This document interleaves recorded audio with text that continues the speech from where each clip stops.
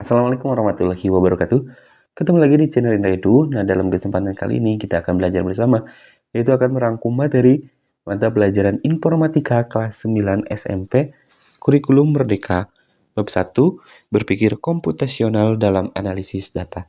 Seperti biasa, mari kita subscribe terlebih dahulu, like, komen, dan boleh share kepada teman-temannya supaya kita semua bisa mendapat manfaat yang lebih banyak lagi.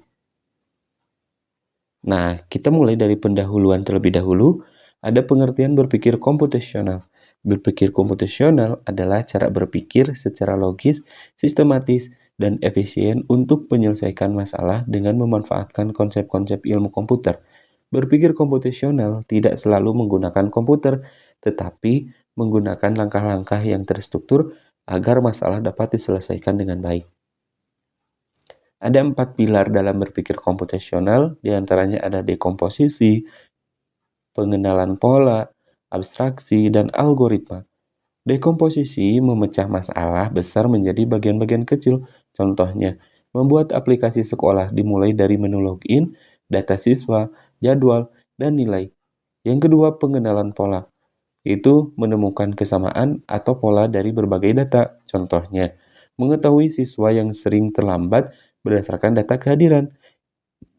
Yang ketiga adalah abstraksi, yaitu memilih informasi yang penting dan mengabaikan yang tidak diperlukan. Contohnya, saat membuat data siswa hanya menggunakan nama, kelas, dan NIS atau nomor induk siswa. Yang keempat adalah algoritma, yaitu untuk menyusun langkah-langkah penyelesaian masalah secara berurutan. Contohnya, memasukkan data terlebih dahulu, lalu memeriksa data, hitung hasil, dan tampilan laporan. Nah, ini adalah subpembahasan yang pertama, yaitu bagian A, struktur data tree atau pohon. Pengertian tree adalah struktur data yang menggambarkan hubungan bertingkat seperti pohon. Tree digunakan untuk menunjukkan hubungan induk dan anak. Bagian-bagian dari tree yang pertama ada akar atau root, yaitu titik awal pohon. Yang kedua, parent atau induk, yaitu simpul yang memiliki anak. Yang ketiga adalah child atau anak, yaitu simpul di bawah parent. Yang keempat adalah leaf atau daun, yaitu simpul yang tidak memiliki anak. Dan yang kelima adalah branch atau cabang, itu hubungan antar simpul. Kelebihan dari tree ini diantaranya ada 3. Yang pertama dapat tersusun rapi, yang kedua mudah mencari hubungan data, dan yang ketiga memudahkan pencarian informasi. Contoh penggunaan tree diantaranya ada 5. Contohnya yang pertama adalah kita dapat membuat struktur organisasi sekolah. Yang kedua folder komputer, yang ketiga menu aplikasi, yang keempat silsilah keluarga, serta yang kelima adalah struktur website. Pembahasan yang kedua adalah struktur data graph. Pengertian graph adalah struktur data yang menunjukkan hubungan antar objek yang tidak selalu bertingkat. Graph terdiri dari 2, yaitu ada vertex atau node, atau disebut juga dengan titik. Yang kedua adalah edge atau garis penghubung. Nah, yang berikutnya adalah jenis graph. Graph itu ada 2, ada direct graph atau graph berarah, yaitu hubungan memiliki arah. Yang kedua adalah indirect graph, yaitu graph tak berarah, yaitu hubungan 2 arah. Penerapan graph yaitu diantaranya dapat digunakan dalam Google Map, jalur transportasi, media sosial, jaringan internet, serta rute pengiriman barang.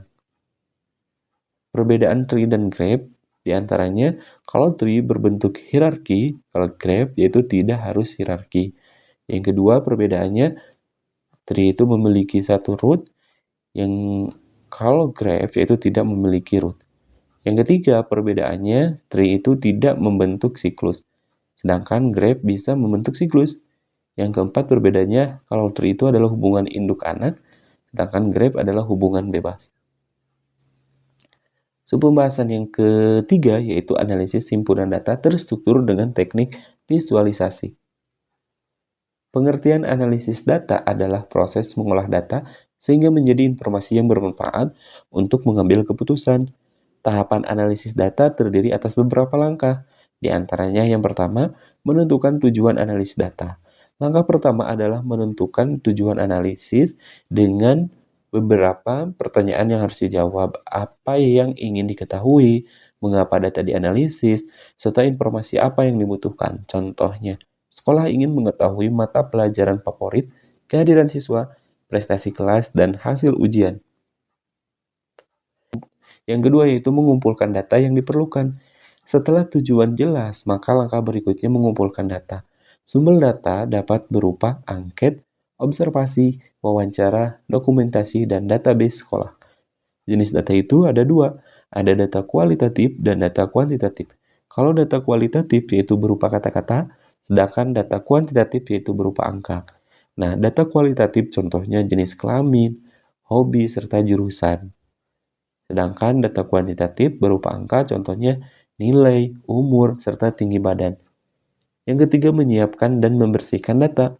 Data yang terkumpul perlu diperiksa agar hasil analisis akurat.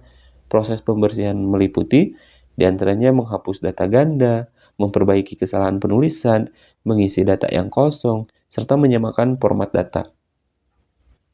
Yang keempat yaitu mengeksplorasi data.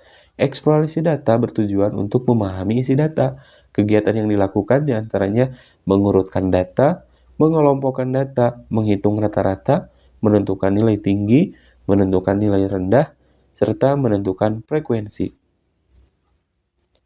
Yang kelima, memvisualisasikan dan mempublikasikan hasil analisis data. Hasil analisis akan lebih mudah dipahami jika disajikan dalam bentuk visual.